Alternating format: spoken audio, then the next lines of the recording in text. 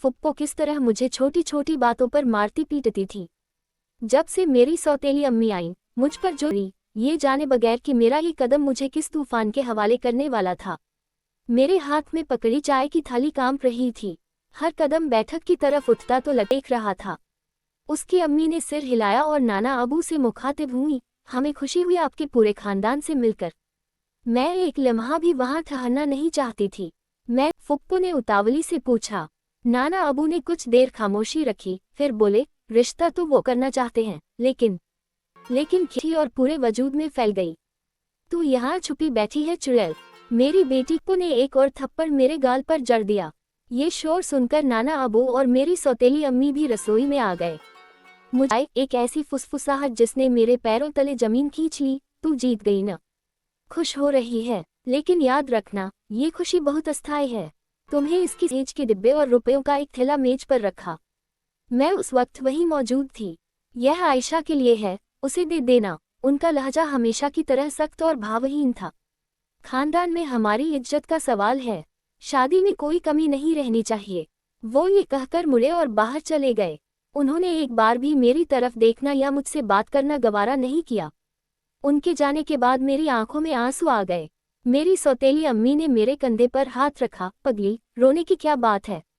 शुक्र करो, उन्होंने तुम्हारे बारे में सोचा तो सही। उन्होंने मेरे बारे में नहीं, अपनी इज्जत के बारे में सोचा है, मैंने आंसू पोंछते हुए कहा। लेकिन दिल के किसी कोने में एक छोटी सी खुशी थी कि शायद पहली बार उन्होंने मुझे अपनी बेटी माना था, भले इज्जत की खातिर। दिन गुजरते जा रहे थे और फुप्पो की नफरत बढ़ती जा रही थी। वो मुझे देखते ही ताने देना शुरू कर देती। बड़ी तैयारियां हो रही हैं मलिका आलिया की, ख्वाबों के महल सजाए जा रहे हैं, वो अक्सर राह चलते कहती। लेकिन जब ऊंचाई से गिरोगी तो हड्डियां भी नहीं मिलेंगी। शादी से 2 दिन पहले मैं अपने कमरे में बैठी बाबा की लाई हुई चूड़ियां देख रही थी कि मेरी सौतेली अम्मी अंदर आई। उनके चेहरे पर परेशानी के आसार थे। आयशा बेटी, एक बात कहूं? जी अम्मी, कहें। तुम्हारी फुप्पो की यह खामोशी मुझे ठीक नहीं लग रही। वो रोज तुम्हारे नाना से लड़ती है कि यह शादी रोक दे, लेकिन जब से तारीख पक्की हुई है, वो बिल्कुल चुप है। उन्होंने मेरे पास बैठते हुए कहा, वो इतनी आसानी से हार मानने वाली नहीं। बस तुम बहुत होशियार रहना, किसी पर भी आंखें बंद करके एतबार मत करना। मैं क्या कर सकती हूँ अम्मी? मेरा दिल डूबने लगा। कुछ नहीं, बस दुआ करो और अपनी आंखें कान खुले रखो। खासतौर पर निकाह वाले दिन तक खुद को अकेला मत छोड़ना। उनकी बात ने मेरे खौफ को और बढ़ा दिया। शादी से 1 दिन पहले जब पूरी हवेली मेहमानों से भर चुकी थी, मैं रसोई से पानी लेने गई। फुप्पो वहां अकेली खड़ी थी। उन्होंने मुझे देखा और मेरे करीब आ गईं। उनका लहजा किसी जहरीले सांप के फुकार जैसा था। शादी का जोड़ा पहनने का बहुत शौक है न तुझे? कल पहनेगी तो बहुत खूबसूरत लगेगी। लेकिन क्या फायदा? उन्होंने मेरी आंखों में झांकते हुए कहा, जब इज्जत का जनाजा निकलेगा तो ये सारा हुस्न मिट्टी में मिल जाएगा। मैंने कहा था ना, मैं तुम्हें वो सजा दूंगी कि तुम्हारा नाम लेने वाला भी कोई नहीं बचेगा। कल तुम्हारी जिंदगी का वो दिन होगा जिसे तुम मरते दम तक नहीं भुला सकोगी, और तुम्हारा दूल्हा भी। उनकी आंखों में एक अजीब सी वहशियत और जीत की चमक थी। मैं खौफ से कांपती हुई पीछे हटी और भागकर अपने कमरे में आ गई। उनकी धमकी मेरे कानों में गूंज रही थी। वो क्या करने वाली थी? वो मेरी इज्जत का जनाजा कैसे निकाल सकती थी? मैं सारी रात उन्हीं सोचों में जागती रही। मेरा दिल कह रहा था कि आने वाली सुबह मेरे लिए कोई बहुत बड़ा अजाब लेकर उगेगी। फुप्पो का मंसूबा तैयार था और मैं उससे बिल्कुल बेखबर अपनी किस्मत के फैसले का इंतजार कर रही थी। शादी की सुबह का सूरज मेरे लिए उम्मीद की कोई किरण लेकर नहीं आया। मैं सारी रात फुप्पो की धमकी के बारे में सोचकर जागती रही। बाहर आंगन से मेहमानों की कहकहों और शादी के गीतों की आवाजें आ रही थीं, लेकिन मेरे कमरे में मातम जैसी खामोशी थी। हर आवाज मेरे दिल पर हथौड़े की तरह लग रही थी। ऐसे उदास नहीं होते अपनी शादी के दिन। मेरी सौतेली अम्मी मेरे पास बैठी और मेरे बालों में गजरा लगाते हुए बोली, देखो तो चांद का टुकड़ा लग रही हो। आज तुम्हारी जिंदगी का नया और खुशियों भरा दिन शुरू होने वाला है। अम्मी, आज मेरा दिल बहुत घबरा रहा है। मैंने उनके हाथ थामते हुए कहा, मुझे लग रहा है कुछ बहुत बुरा होने वाला है। कुछ नहीं होगा, मैं हूं ना तुम्हारे पास, उन्होंने मुझे तसल्ली दी। बस अब बारात आने ही वाली है, तुम यहीं आराम से बैठो, मैं अभी आती हूँ। वो ये कहकर कमरे से बाहर चली गईं। उनके जाने के बाद कमरे में मैं अकेली रह गई। दुल्हन के सुर्ख जोड़े में सजी मैं किसी कैदी की तरह लग रही थी, जो अपनी सजाए मौत का इंतजार कर रही हो। अभी थोड़ी ही देर गुजरी थी कि मेरे कमरे का दरवाजा हल्के से खुला। मैं समझी शायद अम्मी वापस आए हैं, लेकिन सामने घर के पुराने नौकर करीम को देखकर मेरे होश उड़ गए। वो घर के भरोसेमंद नौकरों में से एक था। करीम, तुम यहाँ क्या कर रहे हो? मैंने घबराकर पूछा। वो खुद भी बहुत परेशान और खौफजदा लग रहा था। उसने जल्दी से नजरें झुका ली। बीबी जी, वो आपने मुझे बुलाया था। क्या? मैंने बुलाया था? मैं हैरत से चीखी। मैंने तुम्हें क्यों बुलाना है? फौरन बाहर निकलो मेरे कमरे से। मेरा दिल किसी अनदेखे खौफ से कांपने लगा। मगर बीबी जी, फुप्पो जी ने कहा था कि आपको मुझसे कोई जरूरी काम है।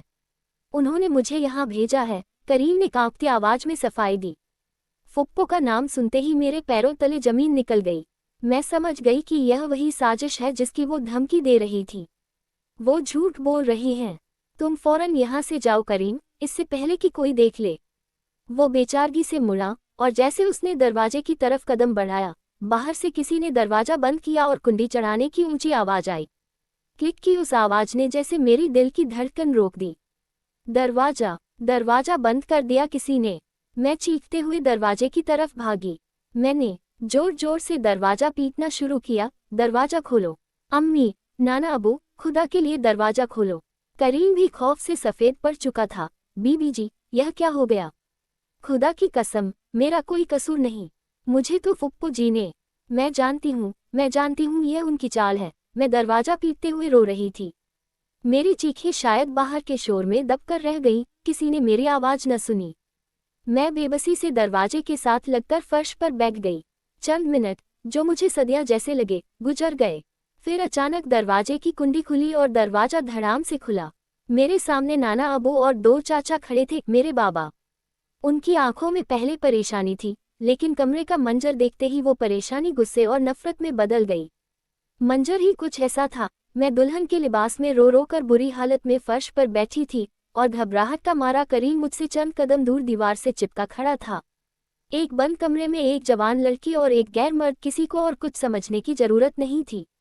ये क्या हो रहा है यहाँ? मेरे बाबा की आवाज गरज की तरह गूंजी। उनकी आंखें गुस्से से लाल थीं। नाना अबू का चेहरा सदमे और बेयकीनी से सफेद पड़ चुका था। वो एक लफ्ज भी न बोल सके। इससे पहले कि मैं कुछ कहती, फुप्पो और सना भी पीछे से आ गईं। उनके चेहरे पर बनावटी हैरत और छुपी हुई जीत के भाव थे। नाना अबू, मैं रोते उनकी तरफ बढ़ी। ये वो नहीं है जो आप समझ रहे हैं। ये फुप्पो की साजिश है। उन्होंने इस नौकर को यहाँ भेजा और बाहर से दरवाजा बंद कर दिया। मेरे बाबा ने आगे बढ़कर करीम के मुंह पर जोरदार थप्पड़ मारा। तेरी यह हिम्मत! बोल, किसके कहने पर आया था यहाँ? फुप्पो ने फौरन आगे बढ़कर बड़ी अदाकारी से रोना शुरू कर दिया। हाय अल्लाह, कैसा दिन देखना पड़ा है। हम तो समझे हमारी बच्ची अंदर तैयार हो रही है, लेकिन ये तो यहाँ गुल खिला रही थी। हमारी इज्जत खाक में मिला दी इसने। अपनी अम्मी के नक्शे कदम पर चल निकली। मैं चीख चीख कर कह रही थी, नाना अबू, मेरा कोई कसूर नहीं, मेरा कोई आशिक नहीं था। लेकिन मेरी आवाज निकार घर में तोते की आवाज बनकर रह गई। किसी ने मेरी बात पर यकीन नहीं किया।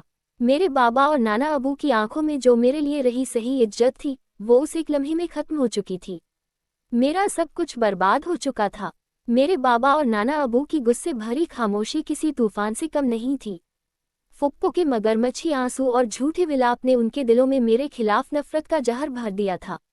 मैं जमीन पर बैठी थी। दुल्हन का सुर्ख जोड़ा मेरे लिए कफन जैसा महसूस हो रहा था। मेरी हर चीख, हर इल्तिजा उनके कानों पर दस्तक दिए बगैर लौट रही थी। नाना जी, अब क्या होगा? मेरे बाबा ने टूटी आवाज में नाना अबू से पूछा। बारात दरवाजे पर पहुंच चुकी है। फरहान के घरवाले आते ही होंगे। हम उन्हें क्या जवाब देंगे? वही होगा जो उसकी किस्मत में लिखा है, नाना अबू ने पथराई आंखों से मुझे देखते हुए कहा।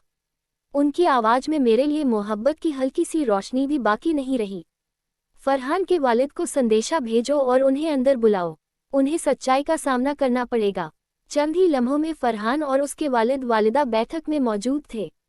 उनके चेहरे पर शादी की खुशी की जगह सवालिया निशान थे।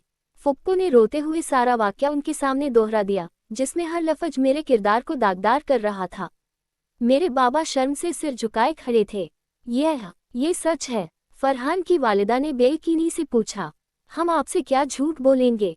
फुप्पू ने आंसू पोंछते हुए कहा, हम तो खुद लुट गए, हमारी इज्जत तो खाक में मिल गई। फरहान के वालिद ने एक लंबी सांस ली और खड़े हो गए।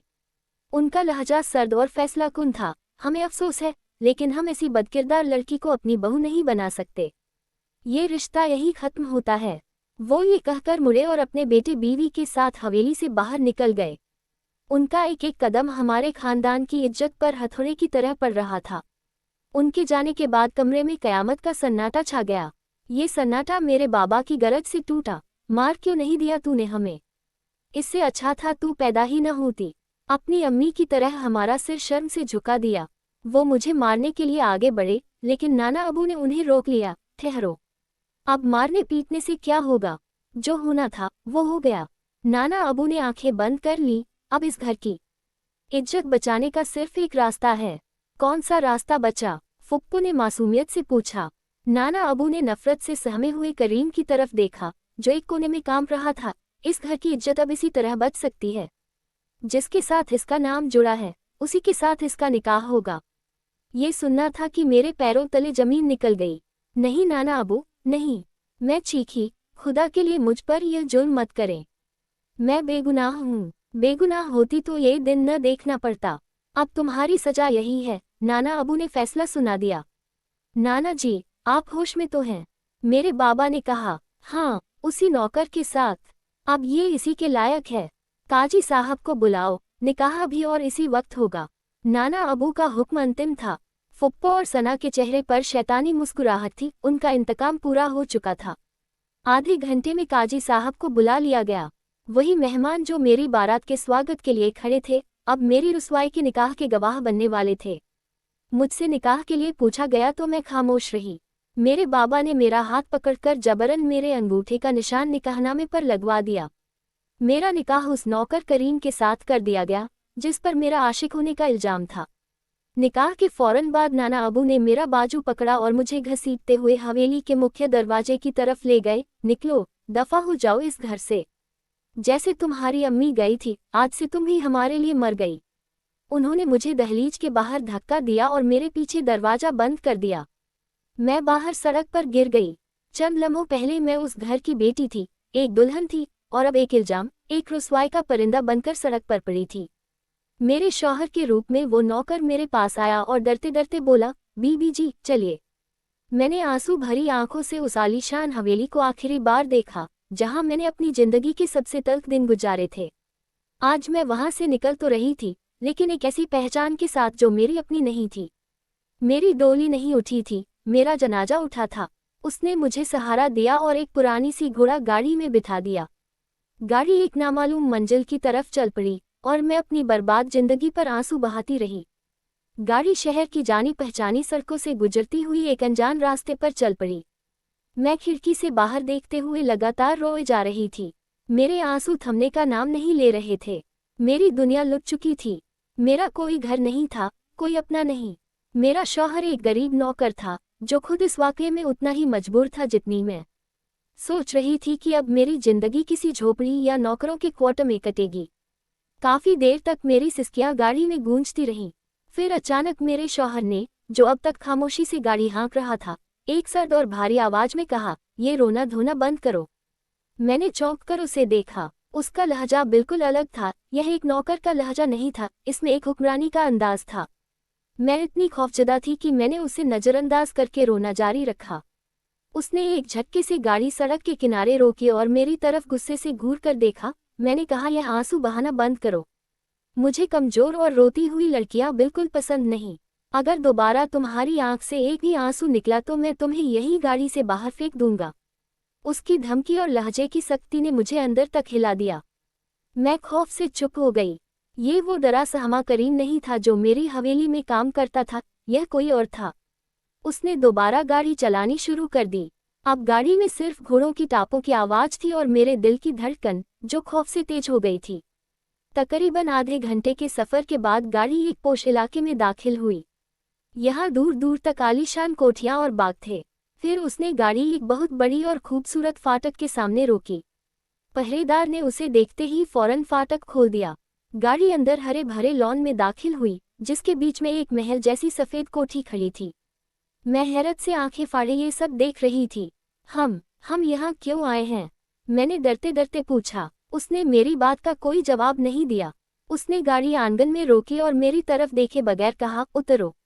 मैं जैसे ही गाड़ी से उतरी, कोठी का दरवाजा खुला और दर्जनों नौकर नौकरानियां हमारे स्वागत के लिए 2 कतारों में खड़े हो गए। उन सब ने वर्दियां पहन रखी थीं। जैसे ही हम आगे बढ़े, उन सब ने सिर झुकाकर कहा, खुशामदीद जायद साहब। खुशामदीद मैडम। और फिर 2 नौकरानियों ने हम पर गुलाब की पंखुड़ियां बरसानी शुरू कर दी। मैं सदमे के आलम में थी। यह क्या हो रहा था? जायद साहब, ये करीम नहीं था। मैंने उसकी तरफ देखा। उसके चेहरे पर अब वो खौफ या घबराहट नहीं थी, बल्कि एक शांत और आत्मविश्वासी मुस्कुराहट थी। वो मुझे लेकर कोठी के अंदर दाखिल हुआ। अंदर की सजावट और शानो शौकत मेरी हवेली से भी कहीं ज्यादा थी। वो मुझे एक बहुत बड़े और खूबसूरत कमरे में ले गया। कमरे में हर तरह का सुख मौजूद था। मैंने हिम्मत करके पूछा, ये सब क्या है? तुम कौन हो? तुम तो करीम थे, हमारे घर के नौकर। वो मुस्कुराया और मेरे सामने दीवान पर बैठ गया। मेरा नाम जायद खान है, करीम नहीं, उसने शांत लहजे में बताया। मैं तुम्हारी हवेली का नौकर नहीं हूँ। तो फिर तुम वहाँ क्या कर रहे थे? और यह सब? मेरा दिमाग घूम रहा था। उसने गहरी सांस ली और बोला, मैंने तुम्हें पहली बार तुम्हारी मदरसे के बाहर देखा था, आयशा। और पहली नज़र में ही तुमसे इश्क कर बैठा। मैंने तुम्हारे बारे में सब कुछ मालूम किया। मुझे पता चला कि तुम्हारे नाना अबू तुम्हारी शादी सिर्फ खानदान में या अपनी पसंद के किसी बहुत अमीर घराने में करेंगे। मेरे पास दौलत तो थी, लेकिन तुम तक पहुंचने का कोई रास्ता नहीं था। वो एक लम्हे को रुका, फिर बोला, तब मुझे एक ही रास्ता सूझा। मैंने अपनी पहचान छुपाए और तुम्हारी हवेली में एक आम नौकर की तरह रहना शुरू कर दिया, सिर्फ तुम्हें करीब से देखने के लिए, तुमसे बात करने का कोई मौका तलाशने के लिए। मैं सोच रहा था कि किसी तरह नाना अबू का दिल जीत लूंगा और फिर अपने वालिदैन को रिश्ता लेकर भेजूंगा। लेकिन फुप्पो ने सब बर्बाद कर दिया। मैंने उसका जुमला पूरा किया। उसने अफसोस से कहा, मैंने कभी नहीं सोचा था कि वो इतनी घटिया हरकत करेगी। जब उन्होंने मुझे तुम्हारे कमरे में भेजा, मैं समझ गया था ये कोई चाल है, लेकिन मुझे अंदाजा नहीं था कि वो बाहर से दरवाजा बंद कर देंगी। उसके बाद जो हुआ, वो मेरे काबू से बाहर था। मैं खामोशी से उसकी बातें सुन रही थी। मेरी जिंदगी का सबसे बड़ा अजाब, मेरी सबसे बड़ी रुस्वाई, एक इश्क की दास्तान का नतीजा थी। तुम फिक्र मत करो, आयशा। वो मेरे करीब आया। ये सब कुछ जो तुम देख रही हो, ये घर, ये दौलत सब तुम्हारा है। मैं तुम्हारे लिए फकीर बना था और तुम्हें पा लिया। मैं जानता हूँ कि हमारा निकाह अच्छे हालात में नहीं हुआ, लेकिन मैं वादा करता हूँ कि मैं तुम्हें दुनिया की हर खुशी दूंगा। मैं सदमे के आलम में थी। मेरी किस्मत ने मुझे रुसवाई के गड्ढे से उठाकर एक महल में ला खड़ा किया था, लेकिन मेरे दिल पर लगा इल्जाम का दाग अभी भी ताज़ा था। अगली सुबह जब मेरी आंख खुली तो एक लम्हे के लिए मैं समझ न पाई कि मैं कहाँ हूँ। खूबसूरत रेशमी चादरें, नर्म बिस्तर और कमरे में फैली संदल की खुशबू। फिर पिछले दिन के वाक़े एक एक करके मेरे जेहन में चलने लगे, मेरी रुसवाई, मेरा जबरी निकाह और फिर यह हैरतअंगेज राज। मैं उठकर बैठ गई। मेरे सामने अलमारी में खूबसूरत और कीमती कपड़ों की कतार लगी थी। दरवाजे पर हल्की सी दस्तक हुई। क्या मैं अंदर आ सकता हूँ? जायद की आवाज़ थी। जी, मैंने धीरे से कहा। वो हाथ में नाश्ते की थाली लिए अंदर आया। उसके चेहरे पर नर्म मुस्कुराहट थी। सुप्रभात। मुझे उम्मीद है तुमने आराम से नींद ली होगी। मैंने सोचा कि पहला नाश्ता हम साथ करें। उसने थाली मेरे सामने मेज पर रख दी। उसका रवैया बहुत शालीन और सम्मान भरा था। इसमें जरा भी वो हुक्मरानी नहीं थी जो कल रात गाड़ी में थी। शायद वो सिर्फ मेरा रोना बंद करवाना चाहता था। शुक्रिया, मैंने धीमे लहजे में कहा। देखो आयशा, उसने मेरे सामने कुर्सी पर बैठते हुए कहा, मैं जानता हूँ कि तुम अभी सदमे में हो। जो कुछ हुआ, वो बहुत गलत था। मैं चाहता हूँ कि हमारा रिश्ता सच्चाई और इज्जत पर कायम हो। मैं तब तक इंतजार करूँगा जब तक तुम खुद इस रिश्ते को दिल से कबूल न कर लो। उसके अल्फाज ने मेरे दिल पर मरहम का काम किया। कम से कम मेरी इज्जत महफूज थी। मैंने निगाह उठाकर उसे देखा। उसकी आंखों में सच्चाई और खुलूस था। हम खामोशी से नाश्ता करते रहे। फिर मैंने हिम्मत करके वो सवाल पूछा जो मेरे दिल को बेचैन किए हुए था। जायद, आपने कहा कि आप मुझे हर खुशी देंगे, लेकिन मेरी सबसे बड़ी खुशी तो मेरी इज्जत है, जो मेरे अपने खानदान की नज़रों में खाक में मिल चुकी है। इतना बड़ा इल्जाम मेरे सिर पर लगा है। ये दाग कैसे धुलेगा? मेरी आंखों में फिर आंसू आ गए। उसने मेरा हाथ थाम लिया। ये दाग मेरे लगाए हुए नहीं है, लेकिन उन्हें धोना अब मेरी जिम्मेदारी है। तुम्हारा यह इल्जाम मेरे मुंह से ही धुलेगा। मैं खुद जाकर तुम्हारे घरवालों के सामने सच का इकरार करूंगा। मैं उन्हें बताऊंगा कि मैं कौन हूं और किस नियत से उनकी हवेली में था। वो यकीन करेंगे? मैंने बेयकीनी से पूछा। वो समझेंगे कि यह भी हमारी कोई मिलीभगत है। उन्हें यकीन करना पड़ेगा। उसके लहजे में विश्वास था। जब वो मेरे खानदान के बारे में जानेंगे, मेरी हैसियत देखेंगे, तो समझ आएगा कि सच क्या है। हम आज ही तुम्हारी हवेली वापस जाएंगे। उसके इस फैसले ने मेरे दिल को राहत दी। शायद अभी सब कुछ खत्म नहीं हुआ था। शायद मैं अपनी खोई इज्जत वापस पा सकती थी। उस दिन उसने मुझे पूरी कोठी का दौरा करवाया। वो एक बड़े जमींदार का इकलौता बेटा था। उसके वालिदैन दूर देहात में रहते थे और वो यहाँ उनका कारोबार संभालता था। उसने बताया कि उसने मेरे लिए पहले से ही उपहार रखे थे, क्योंकि उसे उम्मीद थी कि एक दिन वो मुझे अपनी दुल्हन बनाकर इसी घर में लाएगा। उसका हर अंदाज, हर बात उसकी मोहब्बत की गवाही दे रही थी। नौकर मेरा बहुत सम्मान कर रहे थे। उन्होंने बताया कि जायद साहब ने महीनों से उनके सामने आयशा मैडम का जिक्र करके उनके कान पका दिए थे। ये सब सुनकर मुझे अजीब सी खुशी और हैरत हो रही थी।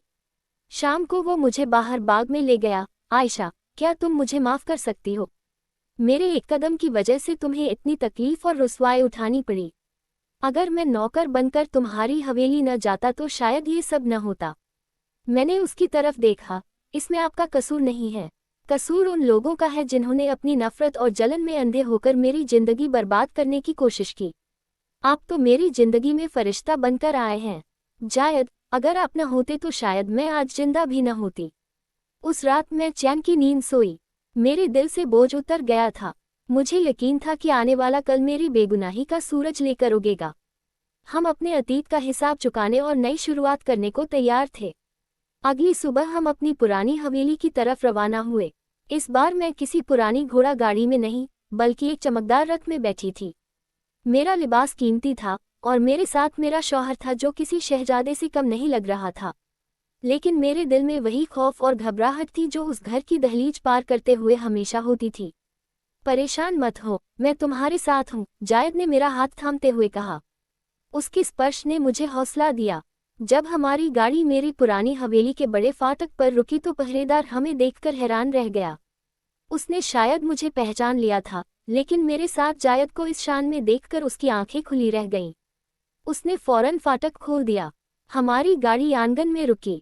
मैं और जायद उतरे। घर के अंदर से फुप्पो और सना की आवाजें आ रही थीं। वो शायद किसी बात पर हंस रही थी। हमारी आहट सुनकर वो दोनों बाहर आईं।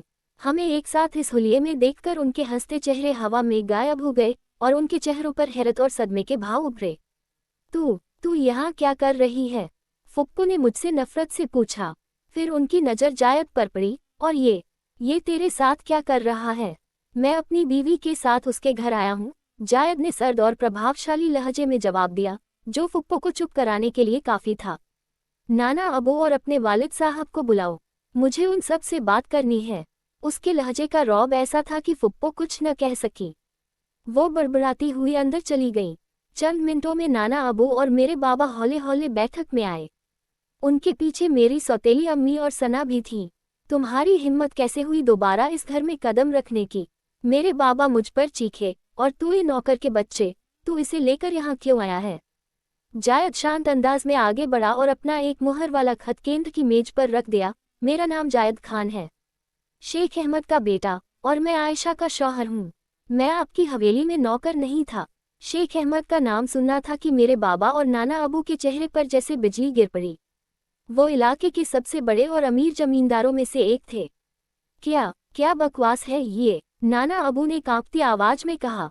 ये बकवास नहीं, हकीकत है, जायद ने कहा। मैं आयशा से मोहब्बत करता था और उससे शादी करना चाहता था, लेकिन मुझे मालूम था कि आप लोग आसानी से नहीं मानेंगे, इसलिए मैंने आपकी हवेली में नौकर बनकर रहने का फैसला किया, ताकि मैं आयशा के करीब रह सकूं और आपका विश्वास जीत सकूं।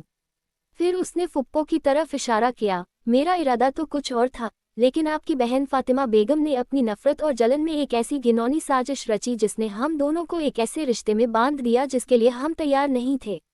उन्होंने जानबूझकर मुझे आयशा के कमरे में भेजा और बाहर से दरवाज़ा बंद कर दिया। उन्होंने न सिर्फ आयशा को बदनाम किया, बल्कि मुझे भी मुजरिम बना दिया। बैठक में पूरा सन्नाटा छा गया। नाना अबू और मेरे बाबा बेयकीनी से कभी जायद को देखते, कभी फुप्पो को। ये झूठ बोल रहा है। फुप्पो ने घबराकर चीखना शुरू किया। ये सब उन दोनों की मिली भगत है। ये पहले से एक दूसरे को जानते थे, इसलिए इसने नौकर के साथ भागकर शादी कर ली। खामोश फातिमा, जायद की आवाज गूंजी। उसने अपना एक संदेशवाहक बुलाया और एक खत निकाला जो उसके वालिद का था, और उसे नाना अबू को थमा दिया। नाना अबू ने खत पढ़ा। उनके चेहरे का रंग हर लम्हे बदल रहा था। खत खत्म करने के बाद उन्होंने खाली नजरों से फुप्पो को देखा। सच्चाई सूरज की तरह रोशन हो चुकी है। तुमने इतना बड़ा झूठ बोला। उनकी आवाज में दुख और गुस्सा था।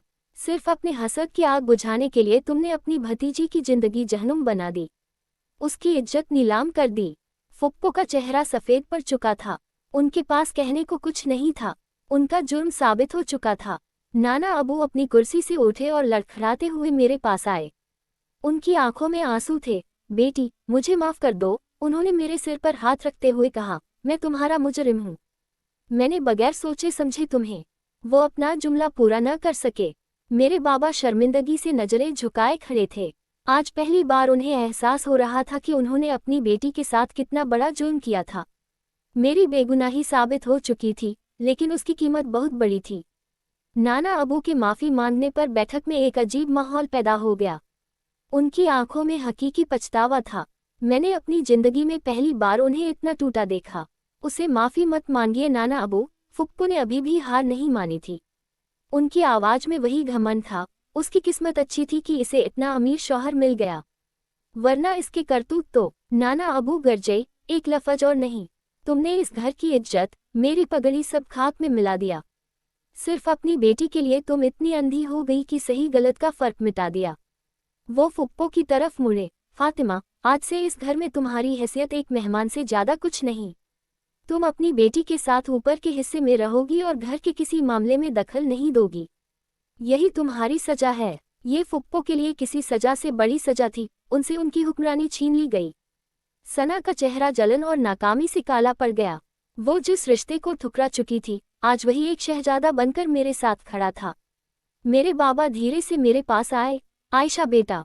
ये पहला मौका था जब उन्होंने मुझे बेटा कहा। मैं शर्मिंदा हूँ। उनके पास अल्फाज नहीं थे। मैंने उन्हें माफ तो न किया, लेकिन उनके लिए मेरे दिल में जो नफरत थी वो कुछ कम हो गई। अब हमें इजाजत दे, जायद ने माहौल देखते हुए कहा। मैं यहाँ सिर्फ आयशा की बेगुनाही साबित करने आया था। नहीं बेटा, ऐसे नहीं, नाना अबू ने कहा। आयशा इस घर की बेटी है। इसकी रुखसती इज्जत से होगी। लेकिन मैंने इनकार में सिर हिला दिया। नहीं नाना अबू, जिस घर ने मुझे धक्के देकर निकाला था, अब मैं वहाँ एक दिन भी नहीं रह सकती। मेरी इज्जत अल्लाह ने रखनी थी, सो रख ली। मेरा जवाब सुनकर सब खामोश हो गए। जायद ने फक्र से मेरी तरफ देखा। हमने सबसे इजाजत ली और घर से बाहर निकलने लगे। मेरी सौतेली अम्मी ने रोते हुए मुझे गले लगाया। खुश रहो बेटी, तुमने बहुत दुख झेले हैं। जब हम उस घर से निकल रहे थे, मैंने आखिरी बार फुप्पो और सना की तरफ देखा। उनकी आंखों में शिकस्त खुर्दा जलन के सिवा कुछ नहीं था। मैंने उन्हें उनके हाल पर छोड़ दिया और जायद के साथ अपनी नई जिंदगी की तरफ कदम बढ़ा दिया। वक्त गुजरता रहा। दिन महीनों में, महीने सालों में बदलने लगे। चंद साल बाद आज मैं जायद के 2 प्यारे बच्चों की अम्मी हूँ। हमारी जिंदगी मोहब्बत, इज्जत और खुशियों से भरी है। जायद ने मुझे वो हर खुशी दी जिसका मैंने कभी ख्वाब में भी नहीं सोचा था। वो न सिर्फ एक बेहतरीन शौहर हैं, बल्कि एक बेहतरीन दोस्त भी। मैं कभी कभी अपनी सौतेली अम्मी से खतों के जरिए बात करती हूँ। वो बताती है कि मेरे जाने के बाद घर का माहौल बदल गया है। फुप्पो और सना अलग थलग रहती हैं।